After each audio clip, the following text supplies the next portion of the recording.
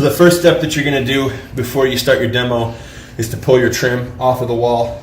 Most trim is going to have a caulk joint that's been run along this top joint here before or after it gets nailed in. So you're going to want to take a good knife blade and just run it through that joint nice and smooth so that you pull that out of there. If you don't do that, when you put your pry bar in here and you pry it out, you'll peel paint off the wall. And obviously that's just going to add to the issues in your project. Something to consider is the height of the new floor.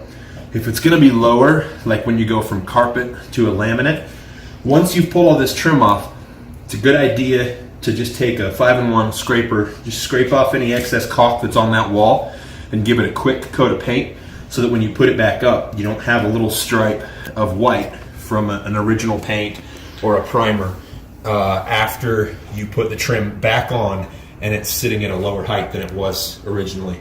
So you have all kinds of different pry bars and things to get trim off the wall. They have really small ones that are super flat that help you get behind that transition kind of between the drywall and your trim that are really good.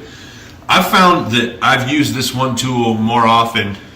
What it is it's a pry bar, but it's adjustable. You press that and you can change it to whatever angle you please. And so it allows me, the first thing I used this for was I ripped up subfloor that was nailed down before tile. So it had thin set mortar, dried on it, and I put a lot of weight on this thing and it worked really great. But it still has kind of a small enough kerf on it that you can get that cleanly behind most trim without tearing the trim up. And the nice thing is, you know, if you're in a corner and you can't get right over the top of it, you can bend it down so you can come in, you know, an angle to get that tack strip up, or you can, you know, you can put it up like this so you can beat on the back side of it. So this one's made by Crescent. I think I just got it at Home Depot, but it was a really handy tool that I use a lot more than I expected. Well,